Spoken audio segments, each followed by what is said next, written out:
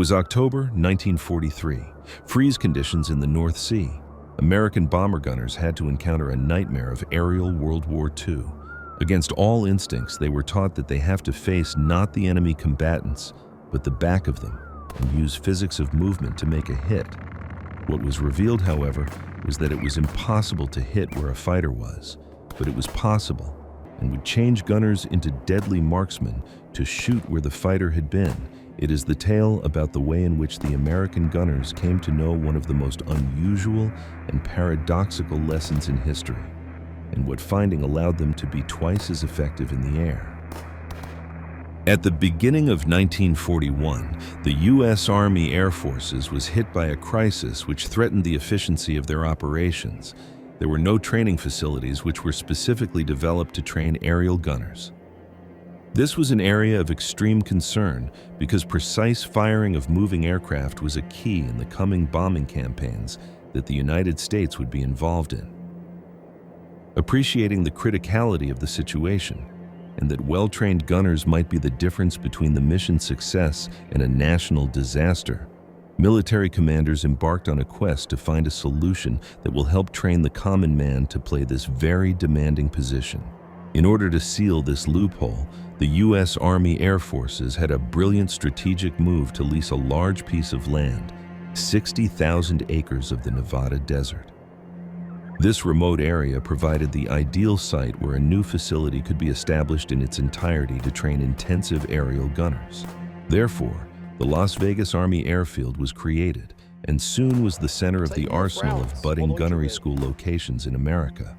Another crucial event in the military readiness was the creation of this airfield, as it helped create the right environment and resources to turn civilians into efficient aerial gunners so that they could have the expertise to make a significant contribution in the war effort. The new gunnery schools established a pattern of superiority and creativity in the field of military training through the intensive drills in the Nevada desert. The Las Vegas Army Airfield in crisis highlighted the readiness of the U.S. Army Air Forces to arm its staff with the on-the-job skills that are needed to excel. Training common men to shoot well out of the moving aircrafts was the factor that would determine the success or failure of the imminent bombing campaign. The use of training began in a simple and systematic manner. During the initial lessons, the students would sit in front of fixed shotguns that were firmly attached on platforms. They were given the responsibility of shooting rapidly. Moving clay pigeons shot through the air, and they got familiar with the idea of how to predict movement and track their prey ahead and then shoot them before releasing the trigger. It is a very basic yet useful exercise that they have long been used to in hunting circles, and they were introduced to what is known as deflection shooting by marksmen, that of shooting a little in advance of a moving target and having the target and the shot collide in space at the same point. Shortly, the students became accustomed to this principle and smoothly translated this principle to the predictable flight paths of the clay discs. Precision was increasing, which resulted in increased confidence. However, as soon as the instructors chose to change the circumstances and place the shotguns on moving trucks, all students had managed to master appeared to become insufficient. The stationary shooting physics, which had been known so long, disintegrated when the platform on which the firing was to take place started moving itself. The shots that had been made with the right timing and headed according to training now flew over the targets by baffling margins. The trainees were at a loss at first thing, so were the instructors. The object of going forward, once sure of hitting anyone, had become the very cause of failure. What originally might have been a mere instruction in the art of ballistics had grown into a convoluted study of movement, perception, and relative velocity, and shown how a context can change even the most elementary laws of marksmanship. Sergeant Robert Hayes used unmistakable and direct classroom demonstrations in order to make trainees understand a concept that was not only practical in aerial combat, but also essential. He demonstrated that when fired bullets are never shot in a straight line, regardless of the movement of the plane. Rather, the bullets assume the forward speed of the aircraft, and this has an effect on their trajectory, and this makes the path of the projectile curve in the air. This description made the students see the combination of motion and physics to influence precision in fighting scenarios to make abstract theory real and comprehensible. He continued to state that this inherited movement had major ramifications in a battlefield. At the time when the enemy planes were on the side movement, the instinctive response of a gunner would be to shoot directly at the object in sight. But, due to the forward velocity of bullets and their curved trajectory, it would be nearly impossible to do and would invariably lead to a miss.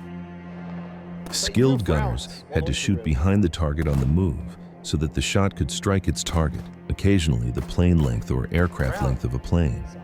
Such a discovery went against all the instinctive ideas of mission and direction on which soldiers depended. To know this idea involved a thorough rewiring of instinctive habits of marksmanship. Instead of using intuition and muscle memory, air gunners needed to use calculation, predicting the correlation among the airplane velocity, the direction of the bullet, and the movement of the target.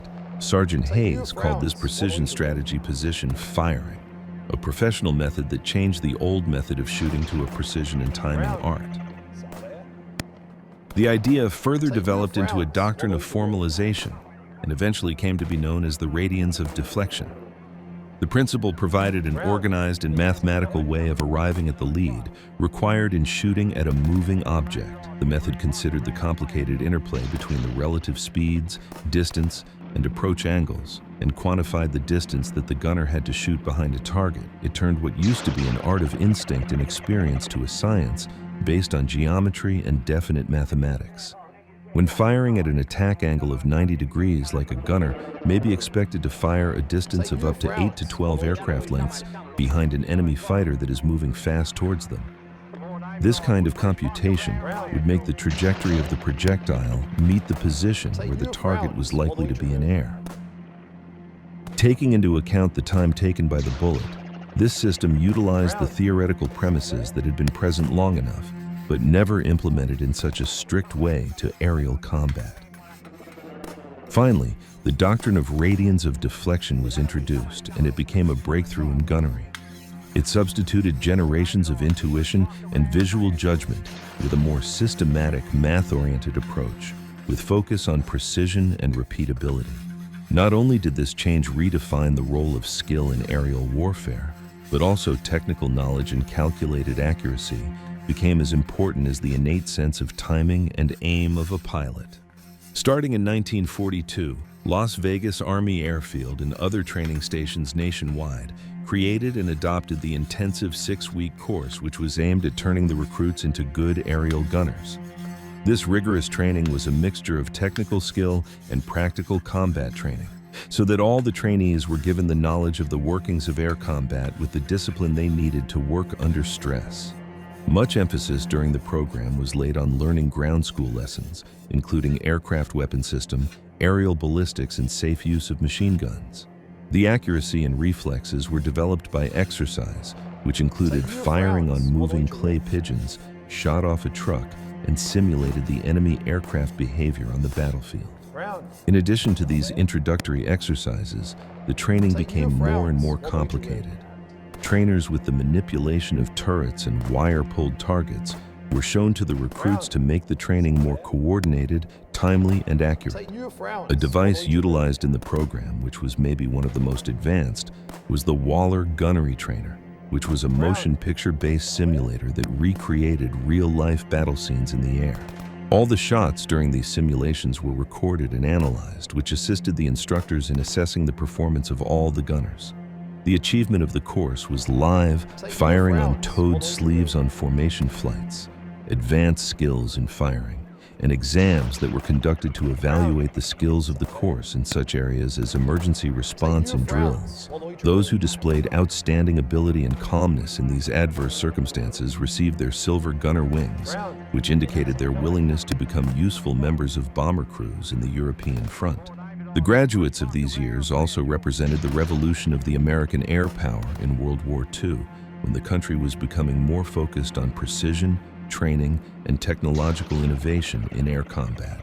On August 17, 1943, a division of 376 B-17 Flying Fortress bombers took off on a bold mission to attack the German ball-bearing plants at Schweinfurt, an essential element of the Nazi German industrial system. The raid was one of the most difficult operations of the U.S. 8th Air Force of World War II, which required precision, endurance, and coordination of hundreds of aircraft flying deep in enemy-controlled airspace. When the bombers flew into the German airspace, they received a military reception to the full. Over 400 German fighter planes darted off to attack them, and the heavens turned into a fire tangle of tracer. In the heated air battle, the U.S. gunners used a newly designed method termed as position firing. They were not taught to shoot at the incoming fighters directly, but to shoot slightly behind them due to the high speed of closing the enemy airplanes. This drilling method was rewarded on the battlefield. The gunners scored about 27 definite kills, notwithstanding the confusion and exaggerations that accompany a big air battle. The effectiveness of the new training method and ability and adaptability of the bomber crews were proved by their success in the situation of such pressure. The outcome of the Schweinfurt raid did not only disrupt the German assumptions about the air superiority, but also supported the very high value of the tactical innovation as a survival and success factor in the European air war. The coming of the British Mk2 Gyro Gunsights and the American K-14 sight transformed the aiming of the fighting. Prior to their development, pilots needed to rely on manual computations, including complex trigonometric approximations to determine movement of targets and bullet paths, which is a very difficult task in the disorganization of a high-speed dogfight. These are the new gyro-stabilized gun sights, which made automation to a process long done by human decision-making and the mathematical angles, which dictate the exact landing of the projectiles, were computed instantly with respect to the position of the gun and the movement of the aircraft. The innovations she made closed the divide between accuracy and ability by combining dual reticles on one side of the gun, which was the direction that the gun was currently pointed, and the other one, which could be modified dynamically as the bullet traversed. This enabled the gunners to predict target better, even when they moved through erratic patterns of flight or shifted up and down in a short time. The effect was devastating, and one that was immediately felt. These improved systems of sight meant that the pilots were able to take part in combat with much greater accuracy, with an increase in successful hits nearly doubled in comparison to the traditional fixed sights. The Mk2 and K-14 therefore played a significant role in transforming the war tactics in the air and establishing a new standard in precision strike in the military aircraft. Another innovation that stood out is Operation Pinball, which utilized specially armored aircrafts as live targets and frangible bullets. The response time was immediate. A positive effect caused lit screens, and the trainees were ready to work with real targets and shoot in dynamic conditions. This realism and immediate assessment combination transformed the methods of flight training. The trainees acquired skills through practical experience that were close to combat scenarios, and they formed muscle memory and judgment during dynamism. These outcomes were clear in the quantifiable performance results. Gunnery scores increased by 30 to 40% in comparison with conventional classroom-based or simulated approaches. By 1945, Operation Pinball was established as an essential part of every training program of the Army Air Forces, and it became a new standard of the effectiveness in the training of air combat and a significant legacy in the history of aviation. The doctrine of American gunnery also changed considerably during the Pacific War, as it had to adjust to the exceptional air combat methods that were used by Japanese fighter pilots. These enemies were highly dependent on speed, agile maneuver, and accuracy during close-range attacks, and this compelled the United States to reevaluate its conventional defense strategy of aerial warfare. The modification was not simply reactive, it was an entire comprehension of the strengths of the enemy and the attempts to build mechanisms and approaches which could eliminate such strengths in skies above the Pacific. One of the milestones in this change was the release of the B-29 Superfortress.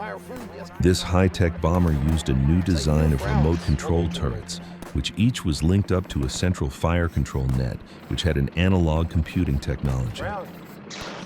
These onboard analog computers automatically computed trigger paths of bullets, the velocity of the target, and the deflection angle, and lessened the necessity of estimating gunnery manually in the confusion of battle.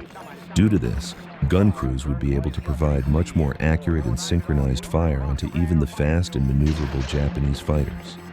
This mix of practical engineering and strategic improvisation allowed American pilots to keep pace and even surpass, with regular, premeditated precision, the celebrated Japanese aerial agility.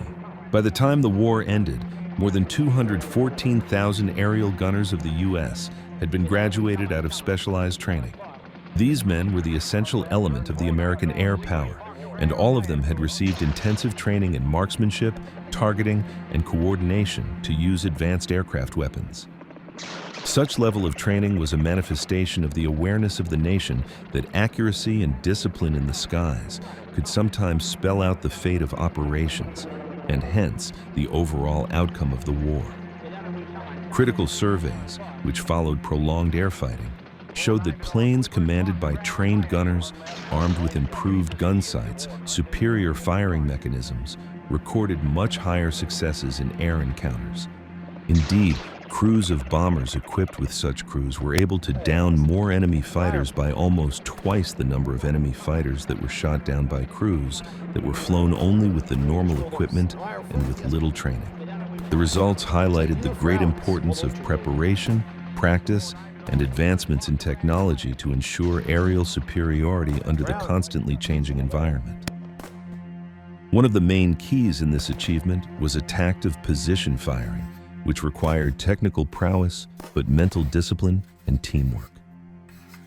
When pilots and gunners were used in systematic firing maneuvers, with the help of which they were combined with the recent innovations in the aviation technology, their joint effectiveness on the battlefield was many times greater.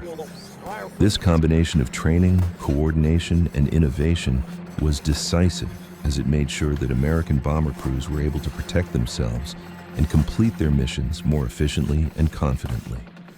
Military air forces of different countries tried to adopt some elements of the new air fighting concepts, yet the success rates were largely different in other countries.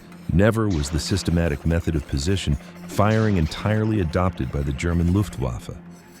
Rather than creating a universal and systematic approach to training, its pilots were frequently trained informally and by experience, and focused on personal dexterity and taste, rather than group tactical discipline. This method brought about several masters of the aces, but was unsuccessful in developing a homogenized training force that could afford to perform to a consistent standard in large-scale operations. In the meantime, the Japanese, like the British Air Service, adjusted the doctrine to their strategic and tactical requirements, leading to the different developments. The British were limited by the needs of the war and the changing threats, and focused on the flexible tactics which were used in the defense and offensive operations. Japanese, who had other conditions of operation in the Pacific, developed their way of working around maneuver and aerial attacks, as opposed to organized formation defense. The decisions of every country were based on the overall wartime philosophy and the conditions of its battlefields. The United States Air Force was on a much more detailed and scientific course. By contrast, combining mass training with the ongoing technological development, American strategists transformed bomb defense into the field of professional knowledge, organized and data-driven. Such a combination of standardization of training and innovation enabled the U.S. air crews to work with extraordinary coordination and efficiency, which would later become a prototype of air power that marked new standards of air warfare in the present time. Most of these men returned home when the war came to a close, and their techniques became the basis of Air Force training over the decades. The same holds in the present days, even in jets and drones. The projectile will have the same speed as the aircraft that launches it. You have to take into account what you are moving in order to strike what you are moving. The Nevada Desert Gunnery Range was transformed into Nellis Air Force Base, where the Thunderbirds and some of the finest pilots in the world were based. What began as a survival course turned out to be the foundation of aerial warfare. Position firing is not the tale of guns or technology. It is learning to believe in what is wrong. It is learning to train your brain to act contrary to your instinct and to act based on insight. When those World War II gunners fired behind their targets, what they were actually doing made no sense at all, but it was saving their lives. Physics does not regard what is natural. It only cares what works. Thanks to watching the channel. Subscribe to the channel to get more of such untold stories.